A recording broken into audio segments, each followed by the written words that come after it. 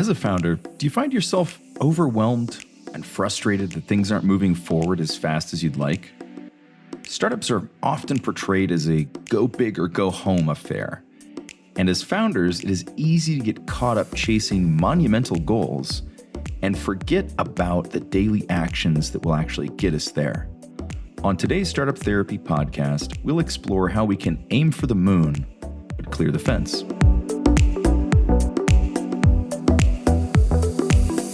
Welcome back for another episode of the Startup Therapy Podcast. This is Ryan. I'm joined, as always, by Will Schroeder, CEO of Startups.com.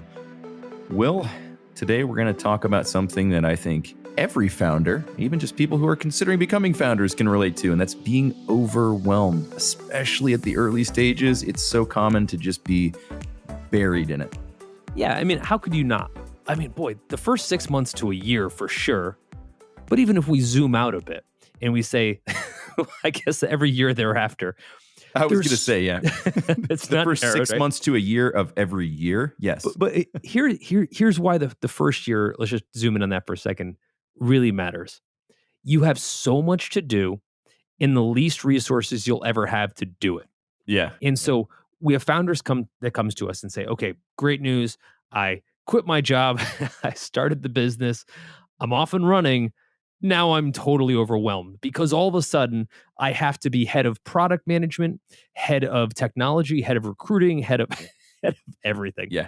Yeah.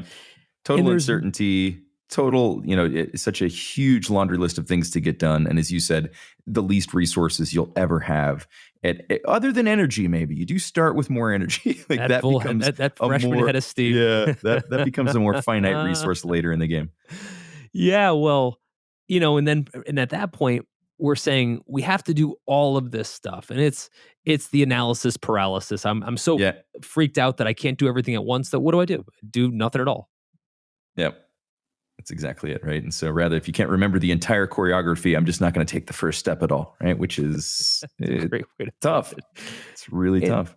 And so a really valuable lesson that we teach founders at the very formative stages, and that we've learned ourselves, and we'll talk about how we implement these very same things effectively, is we figure out how to create incredibly small goals. Ryan, I think where people get stuck is that they get this sense that I have to have big goals, right? I have to have this big sweeping vision, and I have to have these big audacious goals that I need to get done, which sounds cool. Yeah. It's actually pretty easy to say that. But then they get to the part of having to do it, and they don't know what they're supposed to do today. And I think that permeates to the entire organization. If the CEO, the founding team doesn't know what to do, how the hell does anybody else know what to do? Yeah, or said differently, even if they think they know what to do, how can you be sure there's any alignment between that and what everybody else is doing? And that's just as much of a problem, right? Doing the wrong thing is almost as bad as doing nothing. I would say it's still better to do the wrong thing than nothing at all. But yeah, it's a huge issue, especially as it starts to trickle down through the organization. It creates startups that can't get stuff done. It's that simple. It's the founder right now, probably a fair amount that are listening to this podcast right now, that are saying, they're kind of nodding their head a little bit going, the truth is, I know where I want to head. I know what I'm trying to get done, but I'm not 100% clear specifically what needs to get done by the end of the day. And there's a chance, if I do, that maybe the rest of my org doesn't. And I think what we often don't understand, or what tends to break in this process, is there is an element to startup planning that's often just different than other types of planning. I think it's worth us unpacking that a bit today and talk about why we plan so much differently. Even though you and I have come from organizations that did long-term planning and got paid to do long-term planning in the agency world, we don't do that here. We do very short-term planning, like days. And I think we do long-term planning. It's just measured in days. Yeah, that is long-term planning. Short-term planning is, what are we going to have for lunch? It's 10 to lunch. I tell you, man, and I see this in so many aspects of people trying to do anything big. For example, somebody says, I want to lose 20 pounds. And they say, that's my goal. I want to lose 20 pounds, want to lose that weight. And I'm like, cool, lose one. and, and if you actually do that, if you actually get to the next milestone, Yeah. lose We'll talk another. about two. Yeah. Yeah. Exactly it. Here's what happens. I get on the scale. I'm still 19 and a half pounds away from my goal. It's hard to be motivated by being 19 and a half pounds away. Conversely, if I'm a quarter pound away, I'll get to that goal because the goal's reachable. Yep. What we tend to do in startups are so notorious for this is we set big goals that are damn near impossible to actually accomplish in a short period of time. And we sit in this netherworld of trying to get there, but not actually getting past them. You know what I mean?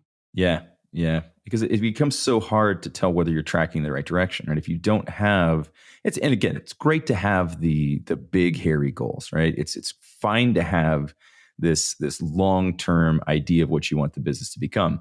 I will hazard a guess that will change significantly over time as you build towards it.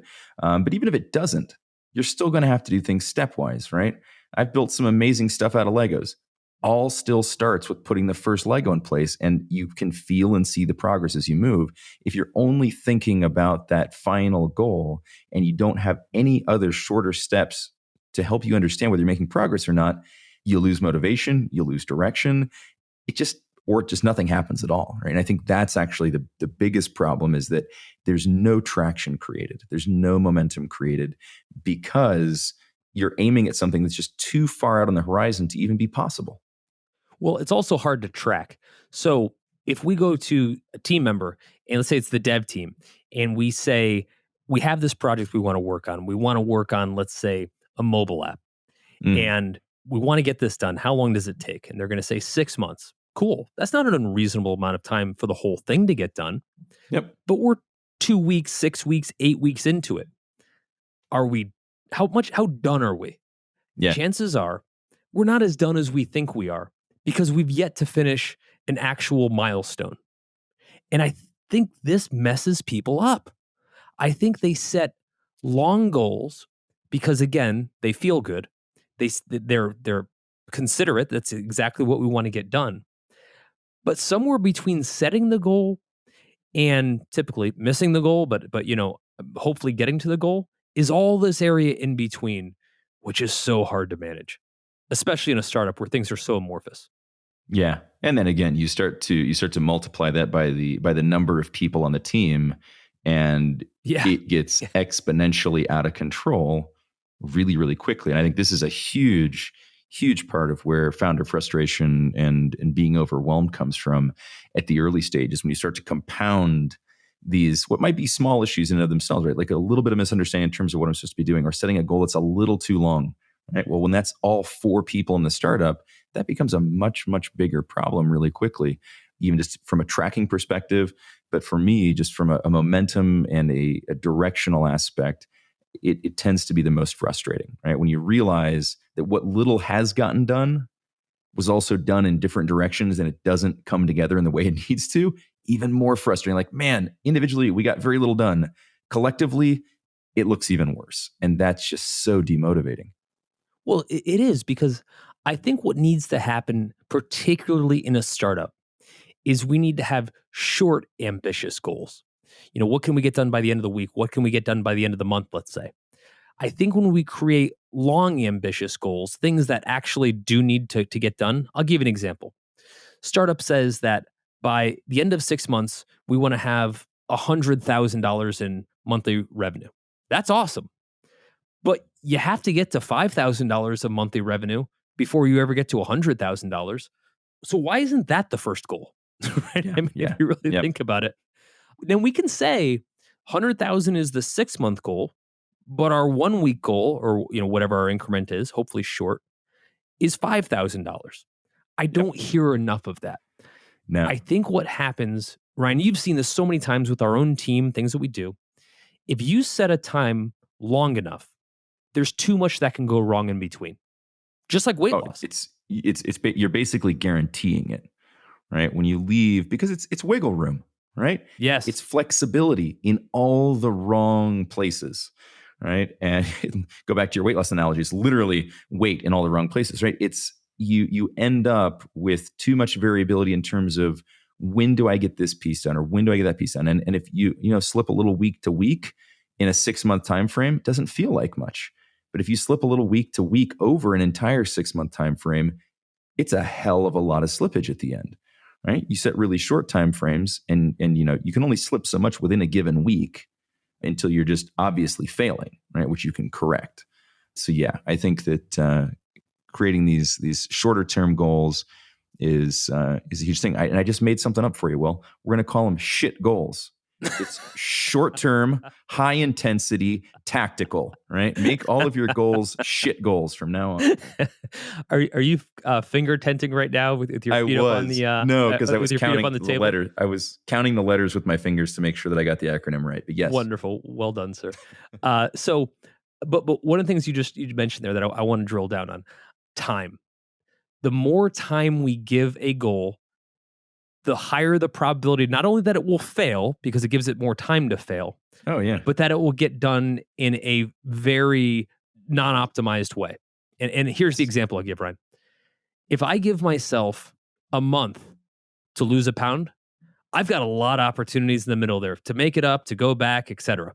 I can have my cheeseburger day. I can have my long run day. But in the end, I have lots of opportunities to do this poorly. Therefore, the problem wasn't the goal. The problem was the time period.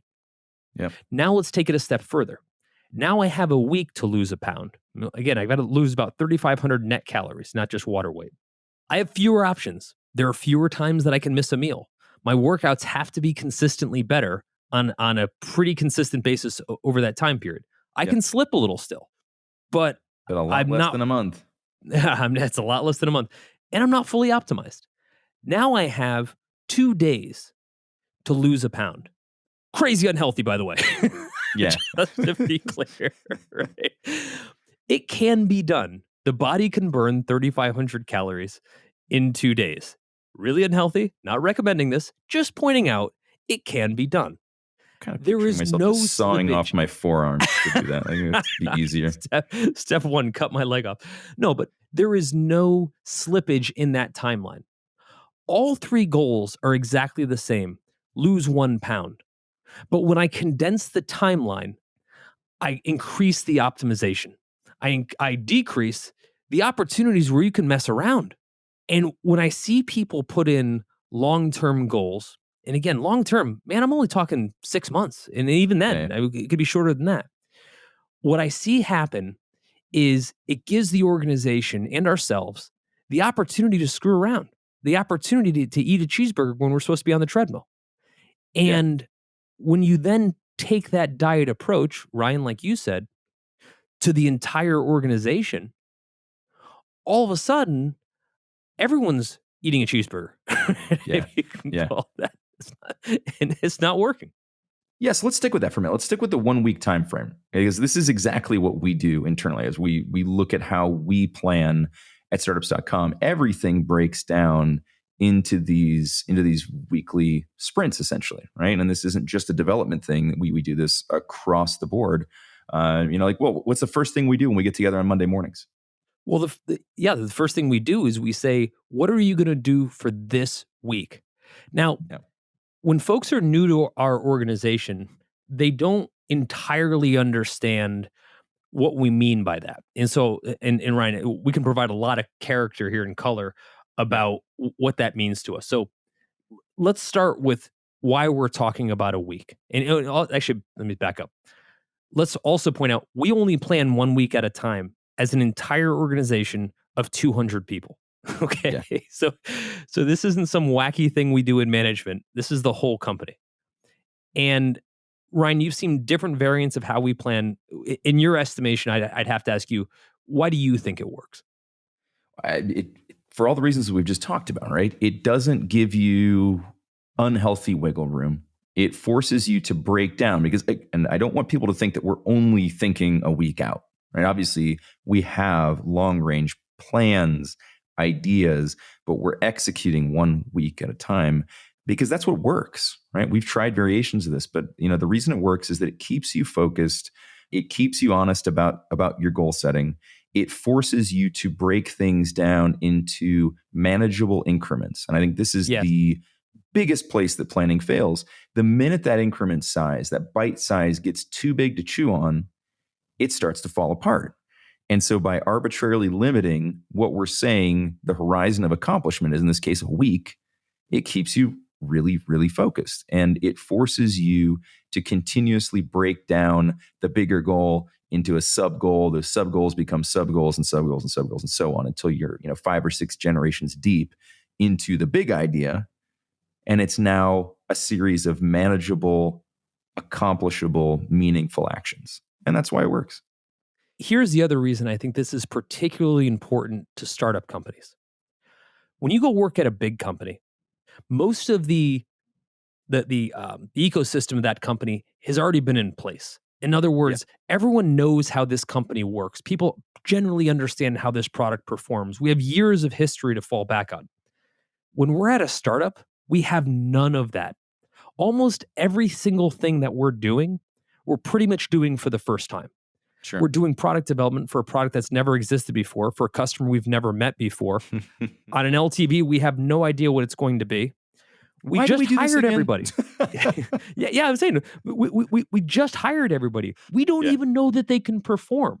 Right? Yeah. It's every aspect of who we are and what we're about to do is a giant question mark.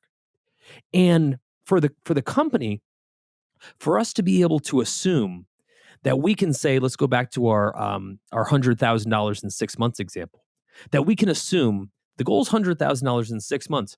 Nothing's going to change between now and then. Yeah, right. It's absurd. Yeah. Everything Here's- will change between now and then. Everything's going to change, man. And here are the things that are going to change.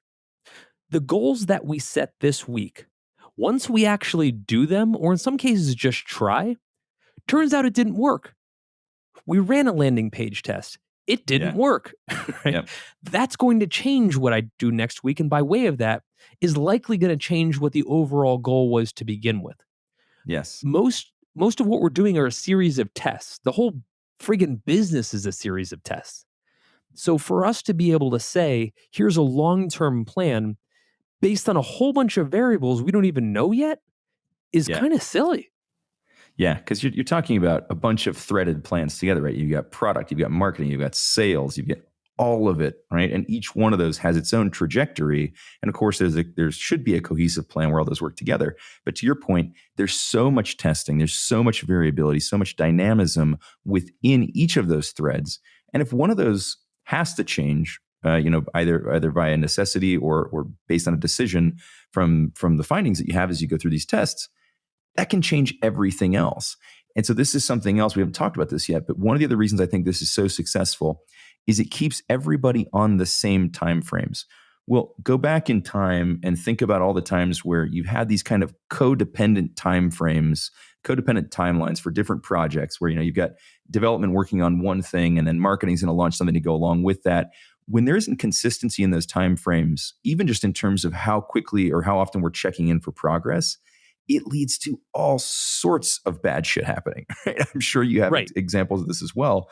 But when you get everybody down to the same time frame, it helps you keep a cadence and a rhythm as a company that is really hard to do. If you've got dev working on, say, let's say 2-week sprints, the sales team plans quarterly, marketing plans monthly, it's a huge, huge mess. It is. And the problem gets exacerbated, like I said, when we either give ourselves too much time or don't consider the fact that this is us running into the abyss. We have no idea what's going to happen next week. Mm-hmm.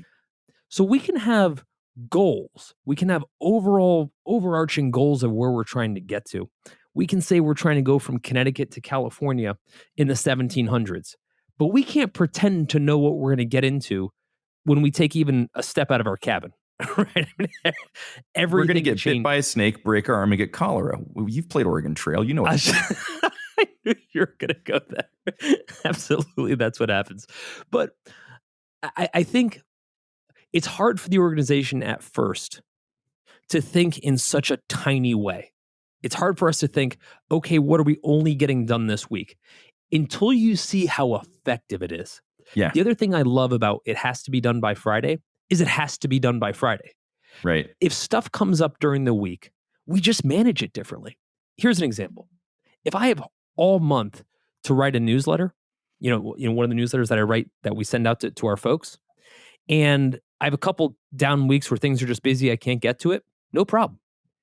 But if it's due by Friday, Yeah. every single challenge I run into, every hiccup I have during every single day has to be accounted for. It has to get made up for. Yep. I had this problem. I've got to vent for a second. I had this problem, if you remember when I just did my remodel on my house. I do remember. Yeah, we're doing a remodel in the house. Yeah, yeah, it was. And the contractor that we hired, the GC, kept running into problems. It's the nature of remodeling, right? I get it.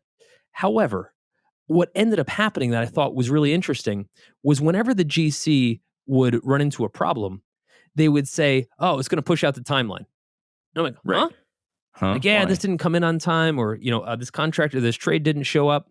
And I kept thinking to myself, no, that's actually not the answer.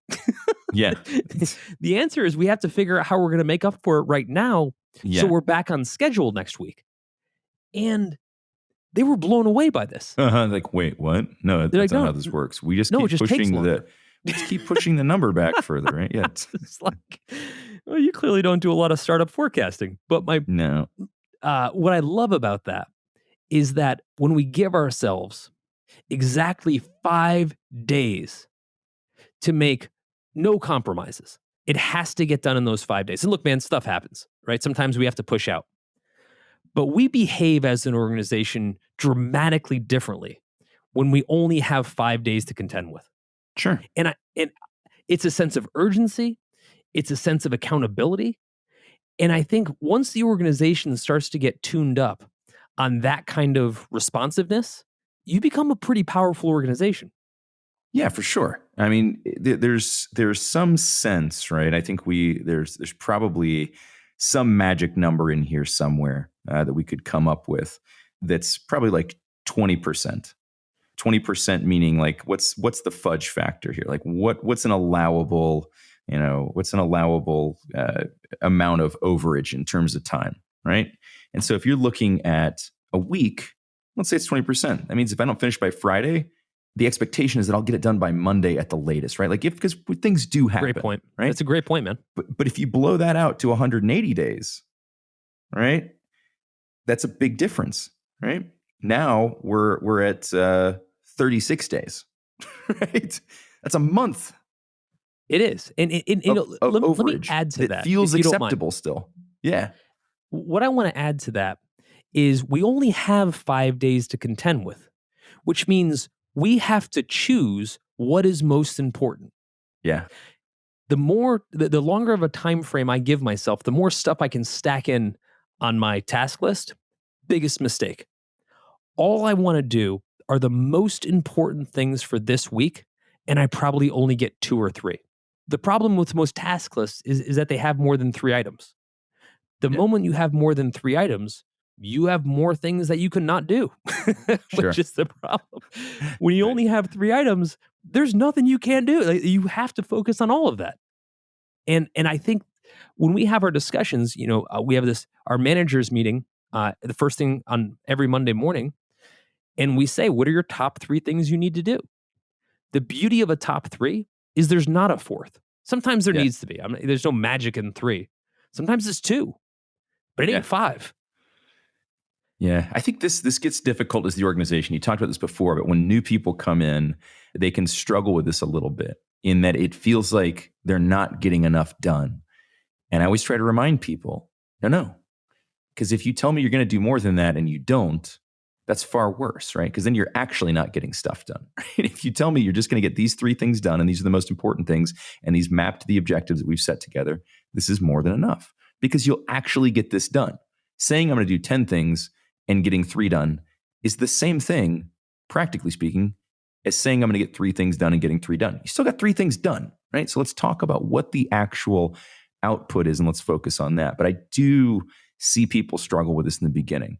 You can kind of see, probably if we just go back through our Slack chats in time, you could pick out, without knowing the actual dates, when they were early additions to the management team, just based on the grandiosity of what they're saying they're going to accomplish in that 5-day window, right? Like, and we're going to change our revenue targets, and we're going to hire 5 people, and we're going to do this. Like, okay, cool. Eventually, yeah, but this week, right? What are you going to do this week? Ryan, I've noticed over the years, or many years, across many organizations, when you distill goals down, the chest pounding teammate that makes grand suggestions of what they're going to gets sized up really quickly. Yeah. Because you can't fake Friday. You can fake where we'll be in 6 months. You can say our product's going to ship, our sales targets are going to hit it. But Friday's Friday, man. And you've got 5 days to get there. If nothing happens by Friday, it's obvious. Now, here's the next best part, guys. The best thing about going week to week and being hyper focused on those increments is you see what happens. You see a trend real quickly when week 2 becomes week 3 and week 3 becomes week 4. Yep. Because here's the thing. If you have 6 months to get something done and something drags in week 1, moves to week 3, moves to week 5, you don't notice it. You don't at all. But every Monday, if you constantly keep getting reminded that what you said you were going to do 3 weeks ago and only should have taken you a week to do still isn't done, pretty damn obvious. Yeah, right? that's exactly it's so hard to escape that system. And it's not about calling people out. I'll be honest. A lot of times, for me, the person that I'm most concerned with is me. Where I said, hey, I'm going to get this done. And it's week 2, it's week 3, and it's still not done. Which sort of forces the next question. Is it still important? This is a great point here, right? And if it's drug out, is it still that important? But just in terms of like tracking the importance of tasks, one of the things I love to see, and I'm talking about my downstream now, so as I'm looking at what our staff is reporting up to me as their top 3, it's really interesting because there are times where you can look at those things and go, that's like the second or third week in a row that it doesn't feel like anything in here is really that critical, right? This is a different issue than what you're talking about, right? If it drags for 3 weeks, was it really that important to begin with? Sure. But there are also times where you can just kind of look at the list and go, I think we need to redirect some effort here. I think we need to discuss what we're actually trying to accomplish, because I'm seeing things now that just don't seem to be that important in terms of the overall picture. And again, the overall picture may have changed, right? Other things may have happened within the company that have led us to redirect our efforts elsewhere. And so this helps you as the founder, or just even as a manager, to redirect the efforts of your team accordingly on those short time frames, right? Because again, if you're in a 6-month planning horizon, you may miss all those adjustments until you're 6 months out. And that's a huge amount of wasted time. And in startup land, that's something we can't afford, right? We can't afford to be wrong for 6 months. Doesn't work. No, and I think there's a flip side to this. And I think this is important because we're talking about the top down of this kind of structure of, telling your folks that are on your team what they should be doing. I think there's also some flip side, which is the folks that are doing those tasks, that are being either assigned those tasks or create those tasks. It gives them a forum every single week to say, am I still on track? Yeah. And more importantly, to kind of kick the question back up to say, are you sure this is still important? Yes. Because I can only do 3 things this week. You only get 3 bullets. Are you sure this is the most important one of the 3 bullets that you want me to work on? Yep. That's a good point. It does. It helps to defend their time a little bit from top down, from them being overwhelmed by us, right? As we get overwhelmed, one of the easy things to do is to pass that on to somebody else, right? Like, well, okay, I'm overwhelmed. Let me push a little harder on the rest of my team and see if we can relieve some of this, which might be the right answer. Kind of depends on why you're pushing them, right? But in a lot of cases, I think that keeping it limited to that 3, having a proper expectation for what can get accomplished, is a really, really healthy thing as an organization. I think it does. And I like the fact that it's such a simple mechanic. And I'll give you an example of how we track this, because a lot of people won't believe this, but we're a 200-person organization, and essentially all of our productivity gets tracked on a single page of a spreadsheet, and not even all of it. it's actually there's a lot of empty cells there. We could a lot of more rows. Hopefully they'll be full up with completed projects. Right. But this is how it works, and it's just this simple. Across the top, across each of the columns, we have the names of the folks or the departments that represent the company. And so it would have marketing, dev, sales, etc. Across the rows on the other axis, we just have 3 rows essentially. We have enough number of cells per row, but 3 sections. First section is what are we going to do this week? These are the top 3 most important things. The next section is what's on deck. That means we still want to get it done. It's just not the most important thing this week. The great thing about on deck is how often it never gets addressed. And I mean that in a good way. Yeah. Like, hey, Becomes not important. we had this really cool partner op. We can't work on it this week, but we'll work on it next week. Next week comes around, like, actually that partner's terrible. We're not going to work with them. Yeah. And it never got into the queue. What happens is if we give ourselves 6, 7, 8 things to add to our queue, they lack priority. And so the stuff that maybe was just going to go away anyway got mixed in with priority or focus with the things that actually did need to get done. So that second queue, if you will, is on deck. The last queue, and it's actually fairly important, is it's done. Yeah. This is a running list of all the things that got done. By the way, Ryan, high five to you. Your list is the longest on the entire tracker of people who've gotten projects done. So I like high five to you sometimes. But we all know that. And it's not a scorecard in that way. Some of your projects may be able to get done in quicker timeframes than other people's. But I often put send email reminder to myself as one of my goals for the week. It's super simple. You sandbag it. Yeah. No, but look, man, it's pretty telling. The bottom, the done part isn't just about departmental or individual accountability, although that does matter.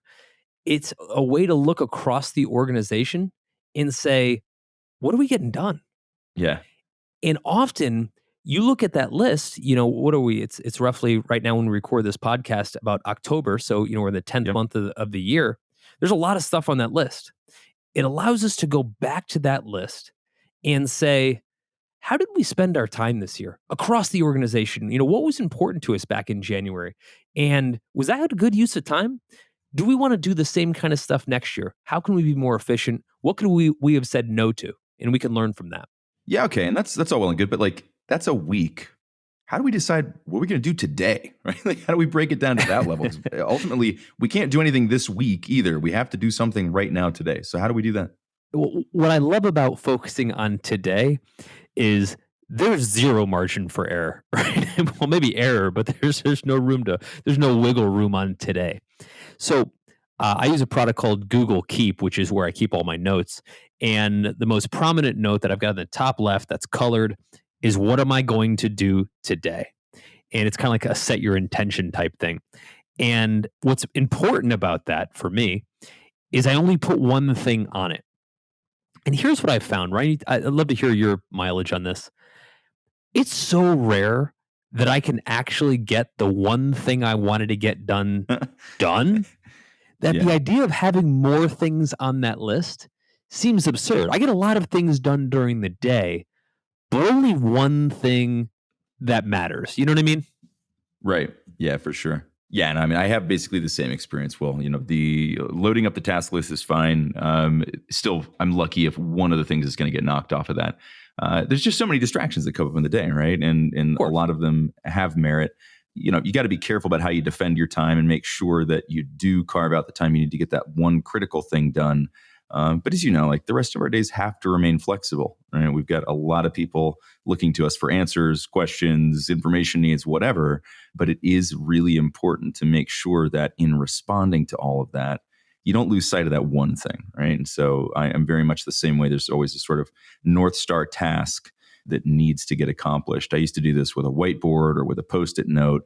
Now I use Evernote. I think you said you're using Google Keep. But that's where I track those things, and that's always open and ever present, staring at me. So if I do let myself get distracted, it's easy enough for it to resurface again and get back on top of my list. Yeah, I kind of look at that as what's the least I need to get done today, and that's not the least important, but this is the most important. So by way of that, if nothing else, this needs to get done. Yeah, the one thing I can't skip today. Yeah, so today for either of us, it could be the podcast. And it's not to say we don't have lots of other stuff to get done. I keep a separate list of what's next. But here's what's really interesting to me. it's taken me probably 5 years to really hone in on this. I don't know why it's taken that long, but it's taken a long time. It's so easy to get overwhelmed with so Yeah. many things that you want to get done. It's exactly it though, man.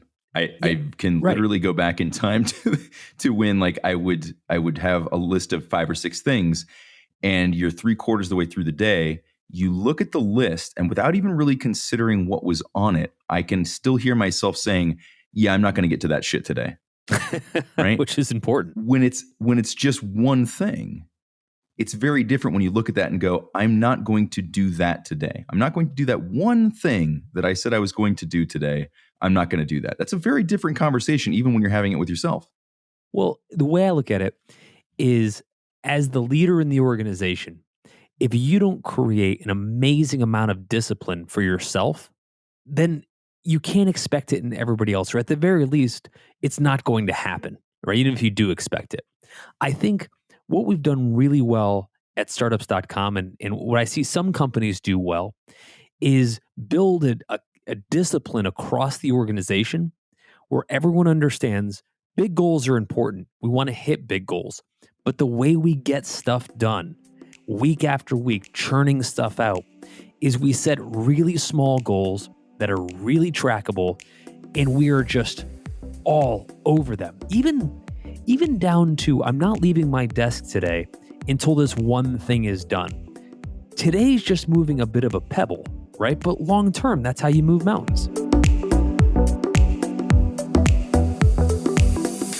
That's a wrap for this episode of the Startup Therapy Podcast. This is Ryan Rutan on behalf of my partner, Will Schroeder, and all the Startups.com family, thanking you for joining us. And we hope you'll continue to join us. Be sure to subscribe, rate, and comment on iTunes or wherever you love to listen to Startup Therapy. You can find all of our episodes at startups.com/podcast. If you're looking for more amazing resources to launch or grow your startup, be sure to head to startups.com and check out Startups Unlimited. It's everything we have to offer, from our online university to our amazing community of experts and founders, and even all the tools we've built like BizPlan, Fundable, and LaunchRock. It's everything a founder needs. Visit startups.com/begin. That's startups.com/BEGIN. You'll thank me later.